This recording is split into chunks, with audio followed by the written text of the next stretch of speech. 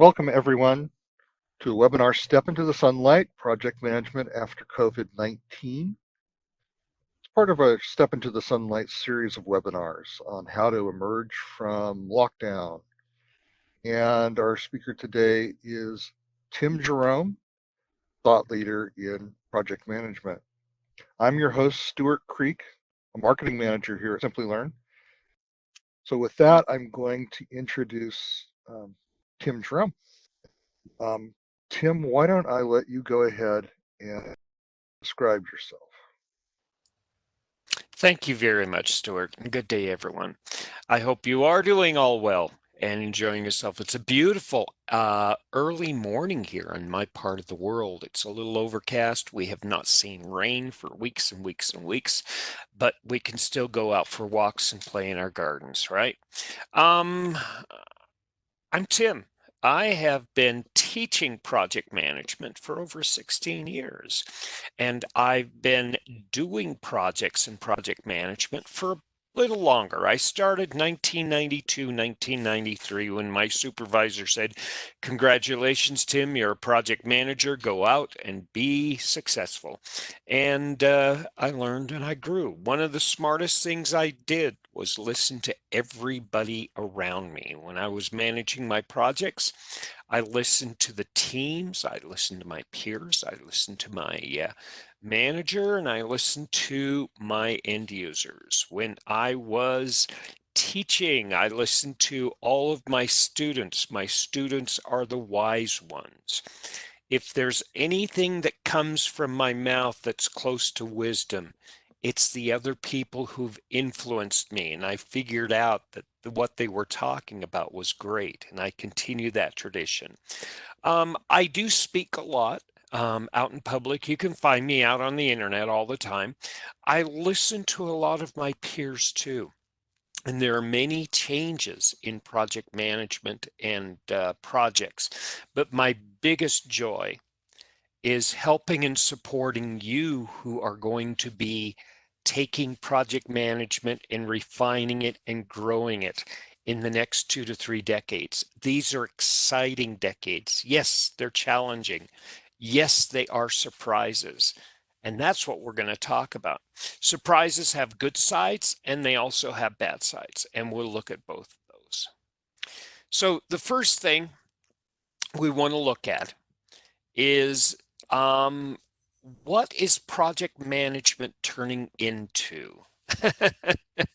How is it going to change? Well, we have to be careful with this because we have to remember that project management is all about change. And thank you for that question, by the way. We'll be more than happy to answer those in a bit.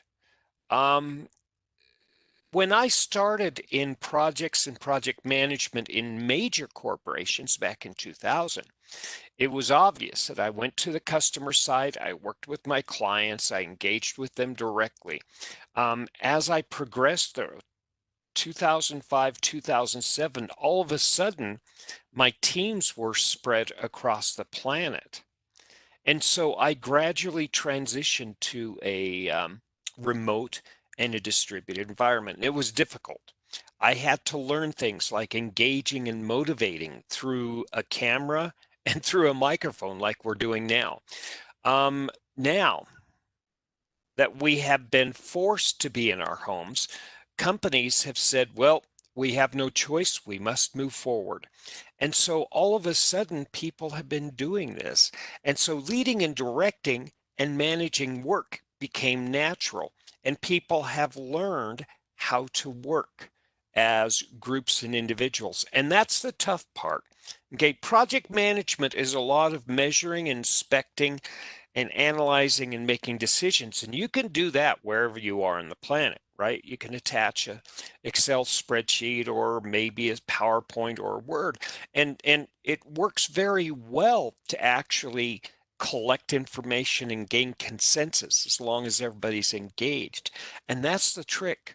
How do I engage? And how do I keep people committed and obligated? And that's due to how we build our relationships. I want to explore this a little further too. And this is where things get really important. It's all about the relationship. We knew this. We've known this. Everyone has known this. You learn schedules and cost and risk and all the technical components. All of a sudden, in 2 or 3 years of managing projects, that's pretty easy. You can almost automate that, which is scary. Does that mean I'm out of a job? No, it means I get to focus on the more important part, which is the people part. And if you observe Project Management Institute. By the way, I teach project management and I teach preparation for the project management professional at PMP credential. It's one of the more influential project management credentials. And what it does is it gives you a certain confidence that says Tim or anybody else who has this has a level of expertise in project management. So you can go out and do this. And it's owned and it's controlled by the Project Management Institute, a nonprofit organization that was created about 1969 to pull a group of peers together, like you and me, to standardize what we know as good project management. And so they've been doing this all along. Now, to get back to what we're talking about, leadership and management all of a sudden became really important. And it becomes important for you when you're about 10 years into your career. And this is where you actually start developing what we know as leadership, right? Being able to motivate people, find some way to connect their personal experience with the experience of good work, right? Give them a reason to do work well and influence, right? Make it easy for them to do their work. And this is what you do as a project manager. You make sure that the team does the work well. Now, what's happened is a whole group of project managers have learned that you can do this over the internet. You don't have to do it face to face. It's better face to face. It really is. You create, you engage more, you get to read the body language more, but you can do it if you learn a few behaviors that work really well. Second of all, you're able to understand the unknown. And I've actually seen and observed this a lot. I've been talking to a lot of people who do projects and project management in healthcare and in software development and in construction, and they all come up with the same thing. All of a sudden, risk is a conversation topic, right? What might happen? We never expected COVID. We expected a lot of things to happen in 2020, but we never expected a pandemic. And so the trigger of one pandemic causes people like leaders, project managers, say, you know what? If this could actually bring us to our knees, what else could possibly happen? And that's the job of a leader and a manager, preparing the environment so that these things don't disturb progress. I find a lot more curiosity in estimation of risk, in estimation of error. What if we're wrong, right? People are a little more cautious in doing work. At the same time, business is saying we must change, we must modify. So you have an interesting dynamic. You have business on one side creating this type of attention. We must progress. We must figure out how to do business better. We have a lot of questions about whether, we need to bring people in now or later. And we have project managers saying, well, let's slow down a little bit. And right in the middle, there's that tension. And it's that tension that creates the innovation. So we're having a lot of this risk and not second guessing, but analysis that's going on that's really not just appropriate, but it's embraced. We're doing what we're doing, and it's being accepted, which is great. Now, communication is what's critical to make this happen. Leadership is all about relationships. It's about you and me, learning how we work together, and we observe each other over time, and we learn to predict behaviors, right? This is what's called trust. And you cannot do that over email. Now, we thought we couldn't do it from the privacy of our homes, but necessity is the mother of invention, isn't it? And so we've learned that, yeah, we can get it done. And it does take trust, and it takes constant interaction. I found myself, and a lot of my other peers and articles are saying that we're tending to reach out more and interact instead of just waiting for things to happen. You cannot predict that you're going to get emails to tell you where we're going next. As a project manager, we can't wait. We have to be the ones that reach out and engage. Now, that was so up to about September, October, and November. And then in January and February, it became even more important. And so, even though we know that meetings get in the way of work, we're actually saying maybe meetings are not just to get work done. Maybe meetings are also there for us to create and enrich relationships. So we're having this communication, we're having more meetings, and it's actually working. That's the funny thing. We back in 2005, I was listening to executives say, we have to get rid of meetings, and we need everybody in the room, and we need to do this face to face. And so we have these two dynamics going on, and all of a sudden, in the face of necessity, with the lockdown, with everybody physically remote, um, we're having a sense that we need to move forward and live with a new structure. Now, right now is the time where people are coming from out of their houses and starting to go back to work. And we don't know what's going to happen next. Some parts of the world are going to go back into lockdown. Others are going to start working together. And we're going to continue to observe this. But I expect that businesses are going to embrace these tools and these experiences, especially project managers. Project management is beautiful. It's a lot of it is crisis management and what works, right? What worked when we were locked down? Zoom. And Zoom didn't just work for meetings, did it? It worked for book clubs. It worked for talking to your family and your pets, right? And so this is the way project management and project managers look at this. That's what we know as innovation. And we can expect more of this to happen. Couple of things that jumped out at me from that discussion, Tim. A man named Nassim Nicholas Taleb talks about something he calls black swans. He called them that because before Europeans had gotten to Australia, it was assumed that all swans are white, but then they found a species of swan in Australia that's black, and it was something they'd never seen before. And so he calls any event that has never happened before or has happened so rarely that people forget it could happen, calls that a black swan, and that's what this pandemic is.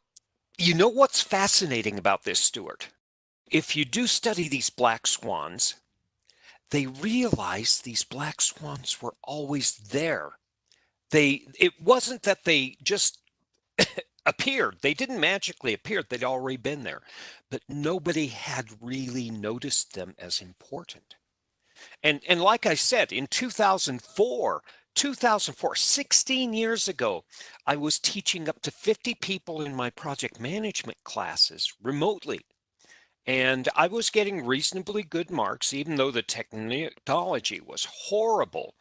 But we were actually preparing 50 people at a time inside my company using this remote management.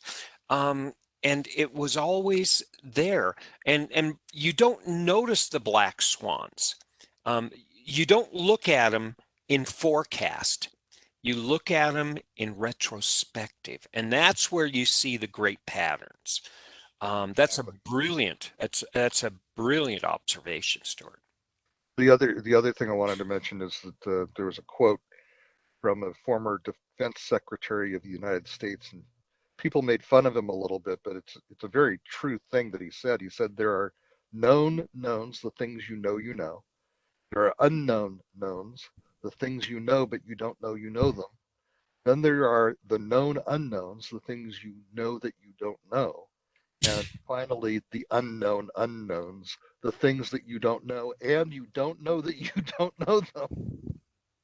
Yeah, yeah. There was an economist named Zoichi who talked about unknowable unknowns. There's no way we can predict them. And in statistics, we have something called estimation error, epsilon, right? It's a variable that says you are always going to be off. Now, we don't like project managers when we're not project managers, right? Because they say, hold on a minute, let's pump the brakes and let's think. They also say, what if we're wrong? What if we're wrong? What if we're wrong? And project managers a broken record. Mhm. But we understand now what they mean. And it's funny because this is human behavior, and we can talk about this later. But human behavior says until something is personal, it's on a spreadsheet and it's a number. But when it's personal, it's visceral. And I have a close experience. We all see the news and we all see the articles that say, until I got COVID, it wasn't real. Until I realized how serious it is. I didn't want to wear a mask. Please, everybody, wear a mask. And this is just natural human behavior. It's not that it's bad. It's not good either. It's just a fact. And so, with these unknowable unknowns, we are the thorns in the side. Now, at this point in our progress in the way work is getting done, project managers are in a very well-liked position. It's going to swing back, and it's going to swing back to where executives are going to say, you're holding me back, project manager, and the team's going to say, you're holding me back, project manager. But that's all right. Maybe that's not so bad. Maybe it's us being able to actually figure out how everything fits together. And that's the role of a project manager, the divine integrator. And it's not the project manager to be, observed and set up on a pedestal. That's not where leaders belong. Leaders belong in making the hard decisions and saying things and bringing things up that people don't like. This is the beautiful thing. Humanity is frustrating. People are frustrating, and at the same point, they are the saving grace. One of my Yes. favorite movie quotes is from a obscure movie called Harold and Maude, and Maude says, "I love people; they're my species." it's it's time to move to the next question.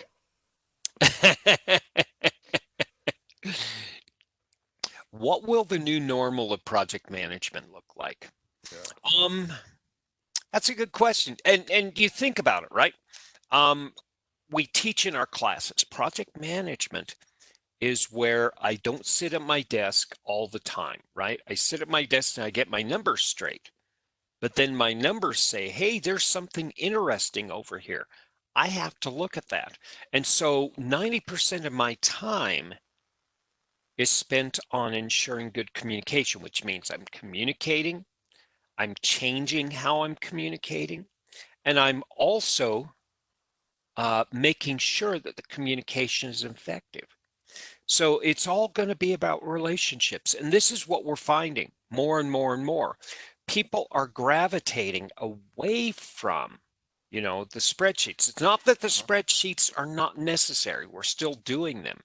but we're focusing right now on relationships. Now, you can look at that in two aspects, right? Number one, just like the rest of the world, we're frustrated, we're angry, and we're being isolated from our friends and our coworkers. And so we will be reaching out on a regular basis. But then again, it's the job of a project manager to understand the details and have the data that we can turn into information. And so we're going to be actually using our communication in the way that we were taught more effectively and more and more and more, reaching out and making sure that our coworkers and our peers are feeling safe and comfortable, as well as the progress. And that's the role of the leader. And we saw this again back in 2015. That was a result of surveys from the Project Management Institute. And they said, they said, you're going to have to double down, project managers. Professional development for the next 2 decades is going to be around leadership, and it's going to be around business. If you understand leadership in businesses, you stand a greater chance at retention at work, because more and more things are going to be automated. They didn't realize that things were going to happen like, pandemics and other things that disturb work. But it's a great advantage that we actually started focusing more and more on this in our classes and our training material and education material, introducing the project managers from 2015 into more advanced leadership and management. And that's what we're going to be doing. And again, the other part that has actually been looking at is the business part. There are different words that you may hear being used. The business acumen, right? Business knowledge and expertise, business context, the environment around projects and project management. And PMI, Project Management Institute, back in 2015 said, we have to do this, right? And we talked about how critical it was to capture data and use formal data analysis. And that resonated in 2015 with the release of the talent triangle, right? Leadership, business, and technical project management. That's the Excel and the Word and the PowerPoint. And then in 2017, the project management body of knowledge said, look, everyone, you're going to have to invest even more in data analysis. You're going to need data scientists. You're going to need business advisors and business analysts. You're going to be part of not just the project success, but the impact of the project. You're contingent on ensuring business success, which is exciting, right? It's exciting to have that role as project manager, but at the same time, it's a huge amount of accountability. And I hear from my students, but Tim, I don't have authority. I'm assigned this project, but I don't have the job title and I don't have anything to show except for a credential. This is where leadership comes in. And this is the beautiful thing, introducing the concept that you can acquire a set of skills called leadership that you can learn that actually give you leadership. You can learn for yourself how to lead. And this bunch of knowledge is actually being really embraced, not just on my own students, but you can see it all over YouTube, right? A lot of influencers in the business realm are talking about that. You're listening to Ryan Holiday, you're listening to Simon Sinek, and it's not just now, okay? There's two big players in really big players in business and quality and economics and business decision makers. You have Joseph Duran, you have Philip Kirby in quality, and then you have W.E. Deming, right, And I've been reading W.E. Deming for the last 5 to 7 years. I've been reading Peter Drucker, who was a business advisor and consultant for a long time. And there's another guy by the name of Thomas J. Peters. He came out of one of the big 8 consulting groups. Now, Peter Drucker and W.E. Deming are fascinating, and they did their homework, and they actually said the same thing. In the 21st century, management is going to have to change. Things are going to be rapidly changing quicker. We have automation. We have globalization of corporations.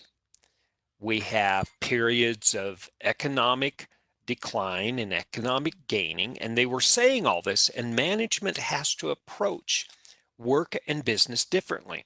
Now, Peter Drucker even goes further. And Peter Drucker says, we're not going to be skills-based workers. We're going to be knowledge workers, because all the skills can be automated, right? And we've seen this anyway. A lot of the work and the jobs of people have been slowly declining. And it's frightening, because all of a sudden you wake up in the middle of the night and you realize not only is my skill redundant, but even if I plan and develop a skill for something 5 years from now, who's to tell me that skill is going to be relevant even then? So what I'm doing right now is totally irrelevant. So we've had to look at, how do I prepare people, and how do I think how people are going to have to work as we further and further automate our lives and business. And that's where we get into knowledge workers. And right now, knowledge workers, that term is this great gray thing that we talk about, but we really don't understand. You can see this back, though, and this is what's really interesting, because we've been talking about this for millennia. We can go back to about 200 BC, and we look at the great philosophers, and they say, don't come to me asking me what to do. I want to help you learn how to think. And that's what education's job is right now. It's Yeah. not to give you a bunch of facts and figures, but help you be on your feet and thinking. Go ahead, Stuart. I was just going to say that it's the job of educators, education in general, to tell you or to teach you how to think, not what to think, but how to think. And that's It, sometimes a controversial point, but if you know how to think and how to look at problems, analyze them, um, look at them from multiple directions, then you're much better equipped to solve those problems than if you've learned a step-by-step approach, like a recipe for how to do something or how to think about something. this is tricky. This is really tricky. I'm gonna stay on this slide for a couple minutes, because this is the challenge for project management, and it's the challenge for all managers. Okay. First of all, companies are in business to make money, right? And they need to make money constantly and consistently. So they have to have repetition, and they have to have predictable outcomes. Okay, so things have to be in stasis. But companies also need to progress. They need innovation. We have a dilemma here, don't we? Not only that, but we have a dilemma between the people who are doing the work and the executive. And the executive says it has to go in this direction. And the workers say, but work is telling me it has to be done that way. And so we're getting back to that crucible I was talking about, an incredible amount of heat, an incredible amount of tension. And what we need is some governor, some agent that actually can keep that pressure and that heat from getting too much and keep it from getting too little so that we can be able to take the iron of what our work is from a day-to-day basis and turn it into steel. And that's not just the job of executive management. They're the vision. It's not just the job of the worker. They're the progress. It's somehow we all come together. And you're exactly right, Stuart. We have to learn to be comfortable saying, I'm not right and I'm not wrong. You're not right and you're not wrong. We have a bunch of facts and figures, and I'm more interested in getting the best result, not my result. Now, in leadership training, this becomes a mantra. But how many of us are formally trained in management? This is the crux of project management. You become a project manager accidentally because you're really good at a skill. And then you learn how to get people together with your skills and do it well as a group. And all of a sudden, congratulations, you're a manager. And we have to actually integrate this not just in a 35-hour project management training environment, but this needs to be something that's discussed at the group level, at the organization level, at the business level, and the cultural and societal level. Because there is going to be a time when all of the spreadsheets, all of the management of work is going to be education. It's going to be automated. It's going to be managed by numbers and facts and figures that will eventually do it faster than people. But what's left over? It's the people. And so what do we have left over? It's not just, a bunch of robots in a factory. It's negotiation. It's influence. It's creating this daily crucible where everybody says, yes, there's pressure. Yes, there's heat. But we trust each other. You have an open mind. I have an open mind. And this is what we do. Now, this is the role of project management, is to actually say, let's pump the brakes a little bit here. Let's add a little bit of analysis, and let's get to a point where we can agree. It's not just schedule and cost and risk. And we're going to be continuing this. And over the next 4 or 5 generations, this is going to be further and further integrated. Now, there's other things that are happening around project management. It's, again, the further integration of concepts like Agile, and we can talk about that if we want. The new ways of doing projects. And there's other movements in project and project management, and the tools are always growing and changing. But it's the human factor that's going to continue to be the collaborative component. Now, I think I've answered the next slide, and let's see what I wrote here. Yeah. Go ahead. No, I think that you've gone into some really fascinating areas, but like you said, it sets up the basis for um, what is the new area of focus. What are the new areas of focus for project management as we come out of this lockdown? So let's.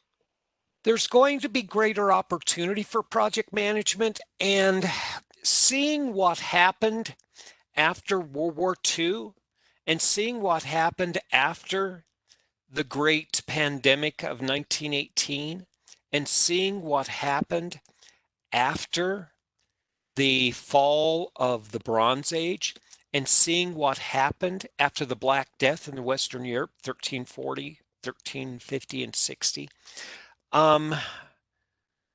There's going to be opportunities in commerce and business, okay? There's 2 things that run a society and keep societies functioning: communication and commerce, right? And there's an opportunity for project management. Project management has always been critical in business, but with a trained and a confident leader and manager who's part of the discussion of where do we go now? Should we do this project or should we do this? We have an opportunity as long as we understand how business makes the decision making. If we're talking just like executives, they're going to start asking us questions. And they're going to ask us questions like, what do you think about this product? What do you think about that product? Can you bring together two or three teams and help us do this? So there's going to be exploration into new revenue streams. And again, business is constantly doing this all the time, but there's an opportunity for us to step up and participate in that discussion more. As we move Well, away. if I could just interject a kind of example that may sound trivial, but it's not. It's um, here in the United States, there have been episodes of people not being able to get some certain basic things like flour for baking or toilet roll or that type of thing because of panic buying. And at the same time, there are restaurants that were unable to have people come in to dine, but they had access to industrial suppliers for those staple goods. And we've seen some restaurants um, shift their business model so that not only do they deliver meals that they prepare, but they also allow you to order, 5 pounds of flour and 4 or 5 rolls of toilet paper, and have those delivered because they have access to the supply chain that consumers don't. So it sounds like a trivial example, but it's the difference between life and death for those restaurants, and it provides a service that, at least for the time being, consumers can use to fill in a real gap in their lives. There's something else that's really awesome here. We had a Great Depression in the 1930s in the United States, and things were so bad for so long that the flour that people bought, they took the cotton cloth and made clothes out of them. Yeah, the sacks, the cotton or the sacks that the flour came in, that people would then reuse those cloth sacks and make flour. So Yeah, these interesting. flour companies turned around and they put floral and other patterns on the cloth and they made their labels washable so it could wash out. And this is just a human response. And you, we're talking about new revenue streams, but revenue is not just money. It's something called goodwill. It's something that binds us as a community. And we think that it's really neat that it's happening now, but this is just a human response. That's what's awesome. Now, we're doing that from an emergency standpoint, and we have an opportunity to do that inside the work environment too. That's what's fascinating. If we can leverage this both as executives and managers and as workers, we can have real true innovation. It's understanding and keeping the open mind. It's the age of the knowledge worker. It's saying that, putting our ideas together may be better than me having my way. And it's falling back on this data analysis, this thoughtful consideration, pumping the brakes a little bit. We may not get our revenue quickly, but we're going to get our revenue more consistently because we're creating the community that actually accepts us as a helpful corporation, not just a company that gives us flour. And this I see as a marketing trend. Um, again, I was part of a huge marketing effort, and I was talking to about 12 corporations back in 2006 and 2007, and talking about the ability to actually say, yes, we're making these things that are not good for people, right? Our waste. But we're also taking like 90% of that waste and converting it to things that we can reuse, and it helps us too. And this is what's beautiful. Companies and corporations have a unique opportunity. And guess who are the innovators? It's the knowledge worker. It's the team who knows the work, and it's the project manager who brings the team up. So once again, this is not going to be a turn on the dime activity, but it's actually winning the hearts and minds inside of the organizations and companies as project managers, one by one, individually. And that's what we've been seeing anyway with project managers and project management. The dial has been going fairly positive with embracing what project managers and project management really is. It's not the analysis, and it's not making sure we hit our targets. It's making sure that what we're doing meets an objective. And if we can meet that objective better through things like goodwill, why not? Excellent. And that takes us to our next poll question, I think. Um, and this one is, what project management skills do you use in your work? And that would be, what are you doing today? Project management areas are you working with today? It's a pretty broad and even mix. People are doing all these different things, various combinations, which is what we expect from a project manager, right? Isn't that fascinating? Right. Well, I mean, it, it's a field where you have to do some of everything in order to keep everything going. Yes, we are the Swiss Army knife, aren't we? We have a broad range of skills, and we have to be prepared for anything. But primarily, it's the management and engagement of people and keeping the experts moving forward together, isn't it? So, So, go ahead. yeah, I was going to say we're looking into future and talked about what it looks like looking out, but now we're talking about what it looks like looking in from the perspective of the customer, the stakeholder. Um, So, when we say stakeholders, it's anybody who's impacted by my work, and the customer is one subset of stakeholder. And this is the big thing. I'm scared. Um, now, that's an opportunity for us, okay? There's a type of project management called consulting. And consulting says that if I can solve your problem, you're going to be satisfied. So it's positioning project management as problem solving. And if you can actually figure out what scares your customer, you're ahead of the game. Now, project management, we say we have a bunch of requirements and we have a bunch of objectives. And I have a lot of questions for my students, and they always ask, how come my sponsor, the person who provides funding and advice and decision making, how come they're not involved? Because maybe what they're working on isn't relevant to them. Maybe they aren't engaged.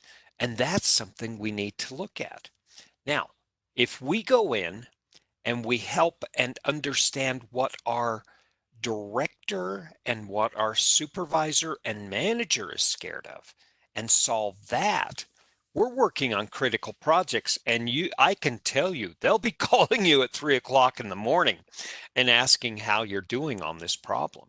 I'm talking about going to let me give you an example, going to a healthcare corporation, right?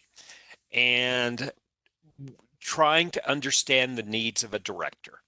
And on the third day, him just collapsing like a balloon and say, Tim, that's not the real problem. You know what the real problem is? It's, I have to accept the fact that two of my friends are getting fired in 6 weeks. They're going to lose our jobs. And I'm stressed about that. And at the same time, I'm stressed that I'm going to have three organizations I have to oversee, and I don't know how to do it. I don't have anybody who's ready to step up and help me. And that's a problem. And see, this is what we have an opportunity for. And we're going to see more and more and more of that. And it's obvious, right?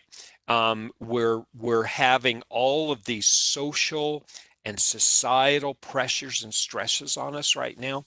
And it's creating this cushion that we've had around us for the last 2 decades. It says everything's fine and everything's going to be great. And we're realizing it's not fine.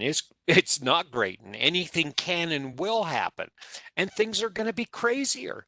And so what we can do as project managers is actually help people feel comfortable with these I am scared conversations. Like if you hear your director say, I'm mission critical, that means they are afraid that they're not.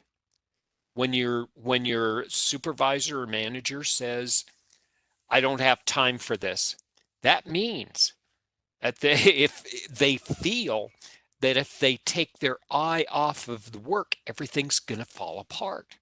And if they say, my people are smart, I trust them. If they feel they have to communicate that to you, that means that they're afraid they're going to lose their brightest and best, and they don't know what they're going to do with them. So don't be afraid to actually get into those conversations that start getting into the humanistic component. Um, right now, it's hard. And in a lot of business environments, like especially healthcare and the other social businesses, right? The ones that talk about humans, a lot of things, it's it's almost a cultural rule to not bring up these bad feelings. But we as project managers, if we learn how to lead and manage, engage in a way that actually allows us to share bad emotions as well as good emotions, it gives us an opportunity to put things out on the table. It's like a diabetic. I know what I need to do.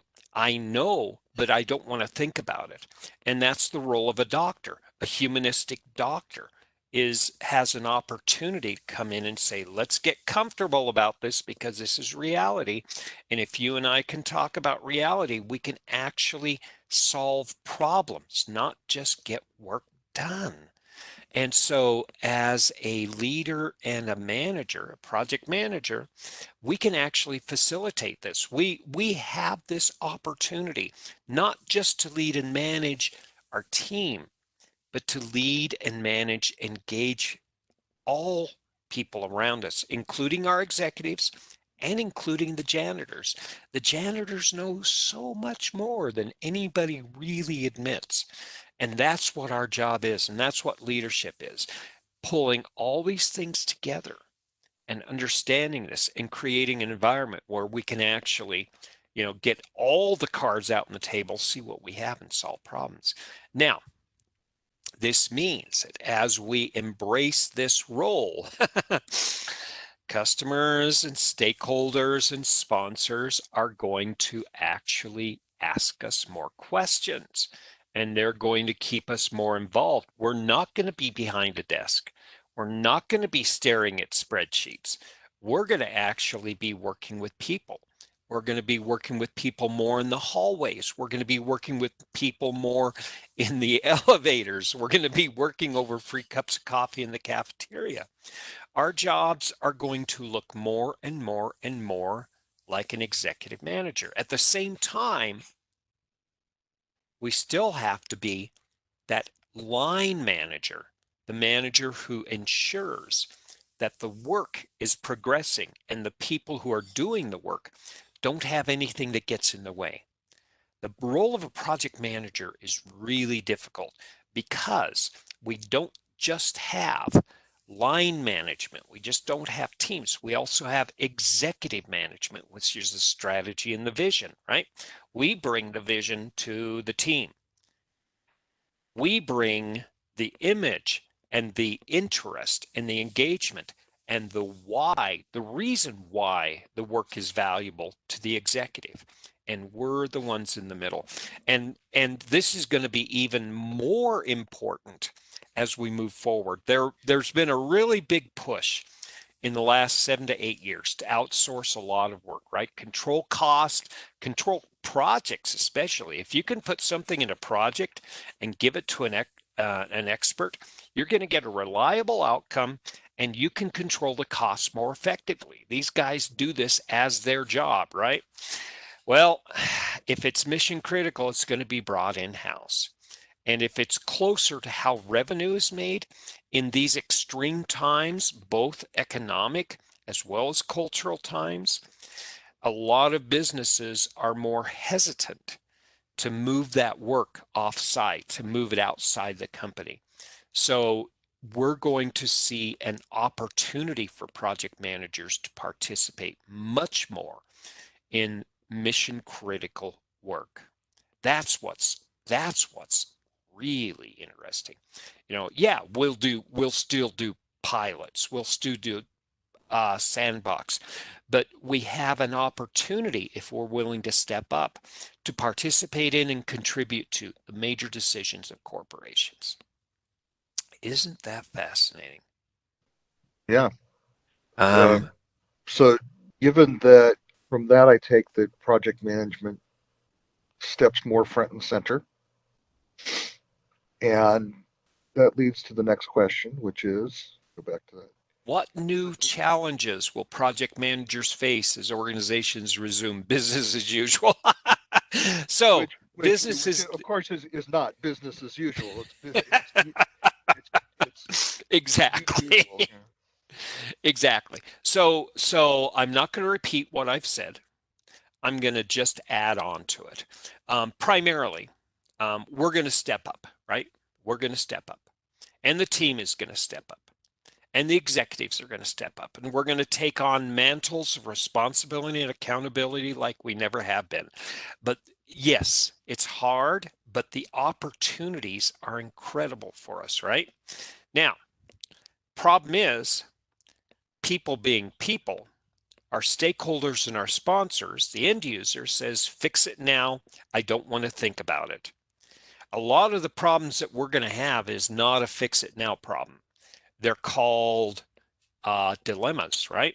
A dilemma is something that doesn't go away, and we're going to have to learn how to balance that.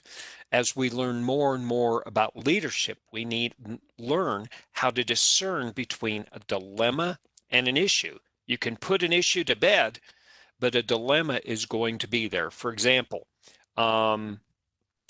we don't have money now to do a project. We're not going to have money in 3 years, but the work has to get done. That's not going away. That's a dilemma, and we're going to deal with it, right? And that's where project management can step in. Okay, we're going to talk about this. Let's go ahead and talk about how this can be done. Let's put our thinking caps together. We need to transition this. This is the old Epictetus Greek philosopher mindset, right? It's changing from, I'm not going to tell you what to do. I want to teach you a new way of us gathering together and solving problems. You want to actually have a solution? This is the way to do it, right?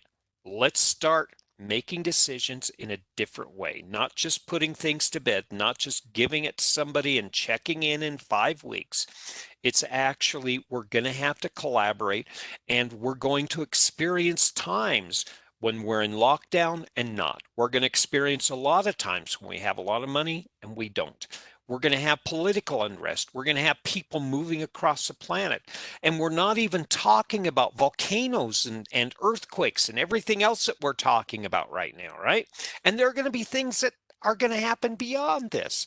And that's what we have to be ready for. It's the great unknown. And the beautiful thing is project management is a group of skills that helps you do work that's never been done before. And as a manager and leader, if you have that on top of that, you have an opportunity to not just have a say in the work you do. You have a little bit more control of your work.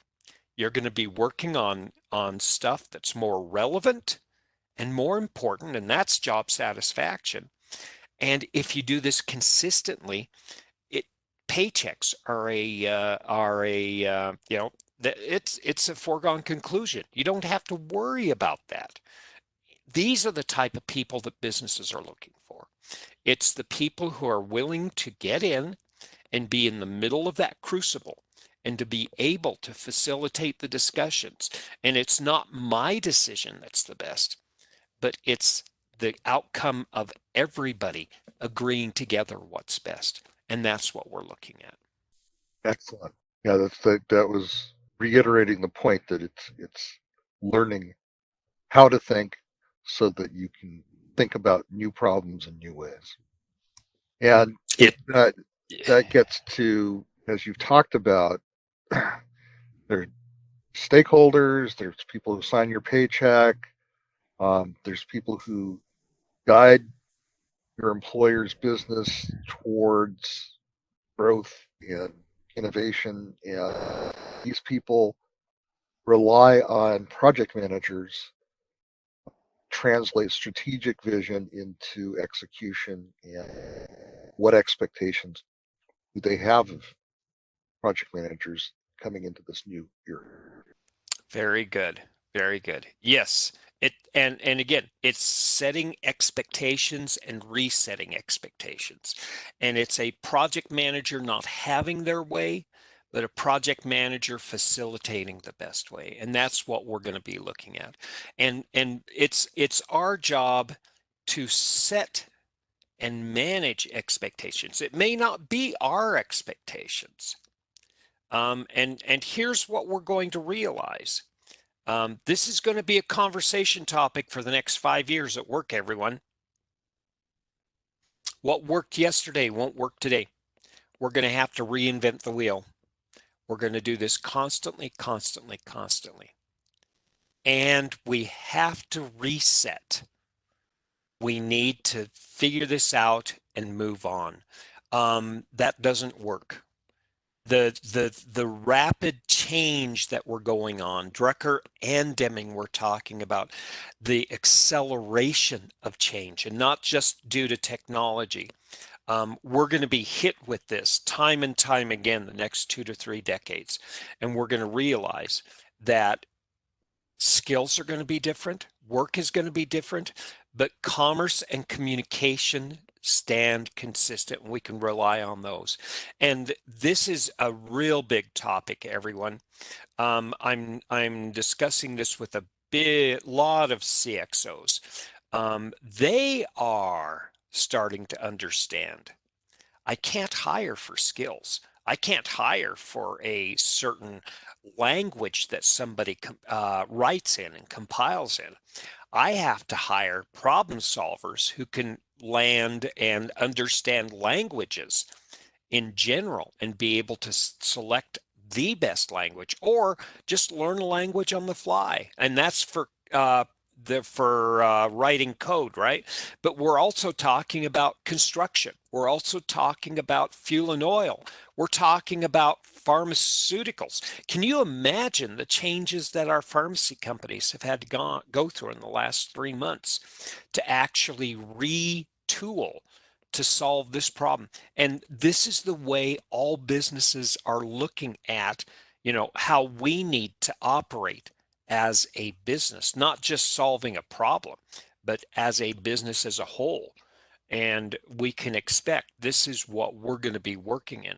Have patience with the people around you, have patience with the problems that you're solving, and know that your skills and your abilities are bringing the right people together to get the best answer. This doesn't happen without everybody's participation. And we have a unique opportunity right now, guys. Nowhere ever have we addressed these great problems in society and our entire species where we had such access to communication, other people, other knowledge, and we need to take greater advantage of this. And that's where we as project managers can actually do this. It's the knowledge and information management. Ensure that, we're getting the information, we're keeping people engaged, both from the management side as well as the team side, and creating that opportunity for the crucible to create the innovation everybody wants. Excellent. So let's move on because we've had a marvelous discussion. And before we get to Q&A, let's move on to one last poll question. And this one, looking at the same set of skills, which ones are you most interested in adding to your repertoire? What do you want to learn so that you can take on more and do better at your job? Talked about the ability to be a Swiss Army knife, so to speak, to be able to do a lot of different things as part of a project management discipline. So there's a lot of interesting skills and new approaches that are available to people. Goes without saying that Simplilearn is a great way for people to acquire these new skills and certifications. But see, a Wow. lot of people are interested in PMP certification, and a lot of people are curious about Agile. So with that, let's go ahead and go to the question and answers. And we have a number of questions that came in from the audience over the course of the webinar. We have a question: are you seeing a shift in the set of skills needed for project managers, especially if you think in the context of the project management body of knowledge? So if you look at the project management skills, they're scope, schedule, and cost. They are risk, quality, and contracting. They are team, resource management, communications, and stakeholder. There's not a shift. It's a transformation in the way we use these skills together. Scope, schedule, and cost are still important to businesses. We got to have it now. We got to have it cheap, and we got to have all the bells and whistles we want. What we're seeing is a greater demand on we're in the middle of it, and we have a new idea. And how do we integrate this new idea in it? And so it's not just those skills needed, it's also being able to forecast and to be able to get these changes into our planning instead of in the middle of the projects. And a lot of my students, and again, I touch hundreds of new students every month. I've taught between 6,500 and 7,000 people now. And now in the last 5 or 6 years, the conversation is how do I actually move these changes into the early part? This was discussed in PMI back in 2000 and 2001, 2002. Can we actually focus a lot on understand the needs and expectations of people and get that as early in? Change management doesn't exist to control the number of changes in a project. The way you control the number of changes in a project is identifying stakeholders early, and everybody will know that from my classes if you attend them. And it's also having to do with managing expectations and using something called consensus, where you get everybody to agree. So we're getting back to leadership. It's not that leadership is new. It's that we're going to invest in it more and more and more. It's emotional intelligence. Now, here's the kick. I I continue to be surprised when I look at the definition of emotional intelligence. It's understanding the emotions and the emotional drivers of others. And it's also understanding and learning how to control my own emotions. And so learning how to be a leader is learning how to lead yourself as well. And that's what we need to be doubling down on right now. Because if you lead yourself and you have discipline to yourself, you have more confidence, right? And all of a sudden that confidence gains people's trust in you. And it's funny that it works that way. We need to invest much more in these topics. Okay. I've got a few questions here I'm going to combine into one. Um, Questions are around digital tools. One aspect being what kinds of tools you can use in project management in the remote setting, and one general, how digital tools will facilitate and affect project management. So So you're thinking. tools are wonderful, and tools are going to constantly change.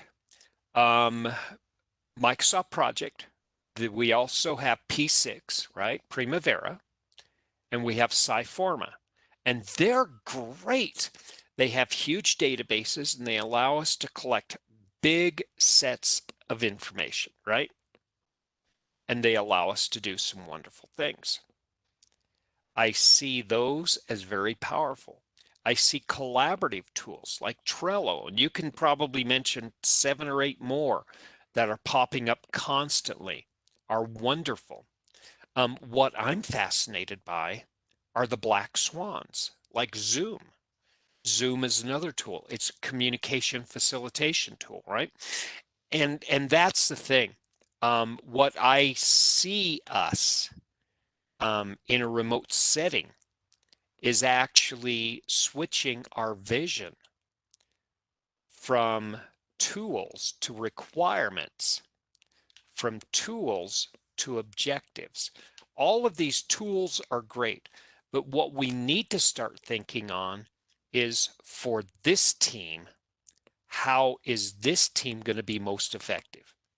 How is this team going to be most effective, number one, with communicating? How is this team going to be effective, number two, with sharing and transmitting data? Do we need SharePoint? Do we need a shared network file? And again, the tools are important, but I sound like a broken record, and a lot of people are turned off by this. It's more about focusing on this work to be getting done and how we're going to move forward. Because as soon as we have an effective tool for another project, it may not be as effective for another. So what I really appreciate about project management formal training, especially the PMP, they actually teach you the fundamentals and the analysis that all these tools do, so you understand why these tools are fundamentally valuable. So when you walk into a project, you can say, okay, this is good for this and this works, but you know what? You're going to be offline for 6 hours a day. So why don't we just do this schedule analysis in Excel, and we'll just do it email, okay? And it's good enough for this project. And maybe that's all you need. And in Agile, like the burn down chart, maybe I can just share with you a PowerPoint. And if you need the file, I can open up OneDrive and have you get access to that. Or maybe you can just download a read-only version of it, right? And so I don't want to say that there are no good tools out there. They're wonderful tools, and they're so much better than they were even a year ago.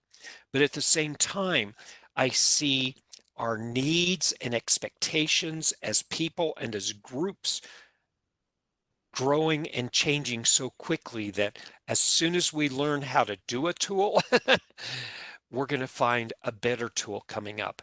And so learn what the tools do and what makes them so special, and then use those criteria for selecting the tools on hand. Remember, we're a Swiss Army knife. We're landed in the middle of a forest and we have to make do with what everybody has in their pack. That mindset is going to pull us through in the next 3 to 5 years. And when we do have access to the 5,000, the 25,000, $150,000 tools. We know how to select the best one for all the work we're doing. I know it's a bit of a cop-out answer, but it's the best one I have. No, I thought it was a good answer. We have a couple of questions with respect to Agile and how Agile applies in the current, how it's affected traditional project management, but also how it can be applied in situations where you're managing freelancers. Okay, so Agile started as a response to software development's needs, right? Software development actually needs to be fairly flexible until you hand the software over at the end. And still it's flexible because you have beta launches, right? And that's what software development lifecycle says. Here's 70%. Let's you and me, customer, work together and finish it, right? And that works really well. And so we developed a whole way of doing work. Now, the problem was this way of doing work was assumed to replace project management. And that's the problem. It was a it and we get into what Gartner calls the hype cycle, right? Everybody gets excited about it, and then everybody gets disappointed, and there's gradual adoption, right? We're in the gradual adoption phase of Agile, and we're learning that Agile is really good response to a lot of different types of work, like marketing campaigns, like deployment of new products, and this kind of thing. And we can actually do that. And Agile is doing just that. It's creating the work in such a way, and it's doing the work in such a way that critical decisions can be made along as you progress. And the expectation of executives in the 80s and 90s was agile meant fast. It doesn't mean fast. It means getting the best result. And it also means the team has to step up. And teams don't like to step up sometimes. They're experts. They enjoy doing the work. And the project manager has to learn how to trust the team because the team is going to be making more decisions. And the project manager has to tell executives, you got to trust the team. And the executive has to learn how to trust. And this is why we had that great lapse in adoption of Agile. Moving forward, we have a great opportunity. And this was the impact of the sixth edition of the Project Management Body of Knowledge. It said, here's project management and here's Agile. This is what Agile's really good for. And if you want to do Agile, here's how it impacts your schedule. Here's how it impacts risk. Here's how it impacts quality. Here's how it impacts engaging with your teams and engaging with your stakeholders. So it defined, the PMBOK actually was really helpful. We worked with the Agile Consortium and came up with a model that said, here's how you control the project, here's how the work gets done, and here's how doing agile work impacts the controls. So we're going to be further and further integrating this model into this. The project manager may not be called a project manager in the future, but they'll still be doing the work of a project manager. They may be a product owner, they may be a scrum master, they may be a facilitator of the sprints. We don't know what they're going to be called, but they're still going to be doing the work of controlling the budget and schedule and scope and risk and quality. Um, we're not going to talk about project management as a job assignment per se. Now, again, this is just an opinion I have today. It may be a different opinion when I eat dinner tonight, but it may be that project management is a role that can be distributed across multiple people. and we all get to be leaders, don't we? Yep. Last question. What's your feeling about job opportunities in the field as we come out of lockdown? Peter Drucker back in 2004 said that companies are no longer going to outlast the career of people. And this was back in 2005. You are going to have to find work and find it constantly. Project managers are in a unique situation where they're Swiss Army knives, right? Which means they're problem solvers, which means that they're caretakers of the things people are scared of and concerned about. If we embrace this role, we will always have work. Now, it may be gig work. You may be a consultant or an entrepreneur.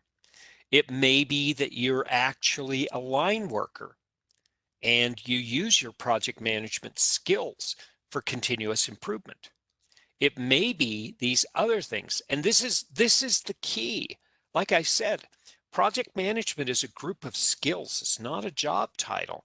It's general management. And the beautiful thing is the whole spectrum of what project management is, the project management framework is the same material that executives go to study in business school. You're getting a understanding of the entire business spectrum. You're learning to think and talk as an executive. You're learning to think and talk as an entry level or a line manager.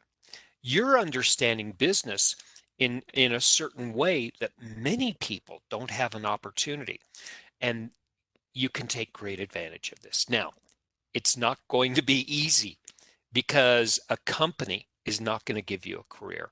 You're going to have to learn what you're good for and what you want to do because it's going to be 40 or 50 years. And that's what I tell my students.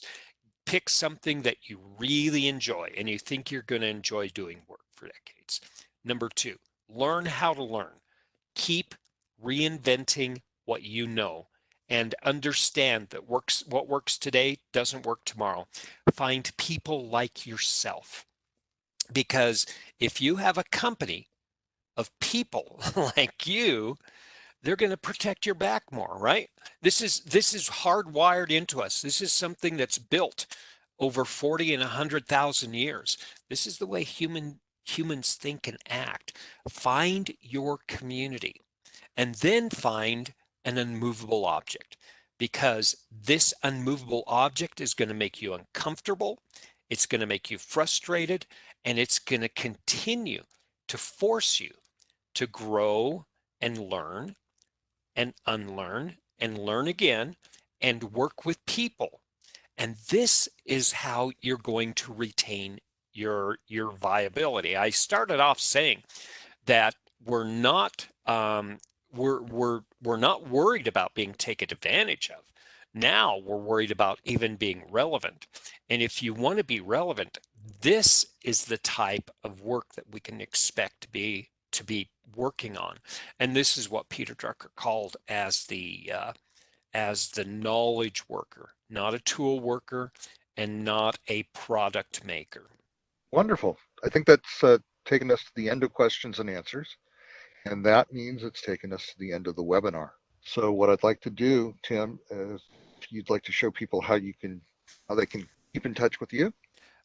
You can find me over in LinkedIn if you want. There's all sorts of ways to get hold of me through Simplilearn. I'm a program advisor and also a trainer over at Simplilearn. So if you reach out to support or send a Q&A that way, it'll get to me, I guarantee you. But yeah, I'm out on LinkedIn right now. Thank you, Tim. And thanks everybody for being here today. We hope you've enjoyed this webinar and the other webinars in our Step into the Sunlight series. We have one more scheduled 1 week from today on cloud computing and DevOps, and that will be with Matthew David. It'll be a fascinating and enlightening webinar, as this one was. And again, you can also keep track of us through our social media handles and tags. Go on, Tim, to the next. We're on Facebook, we're on Twitter, we're on LinkedIn, and we're worldwide. So again, we want to thank you all, and we hope to see you next week and in future Simplilearn webinars. That concludes today's webinar. We'd like you, if you would, to please log off of WebEx. Thank you all, and goodbye. Thanks again. And thank you, Stuart.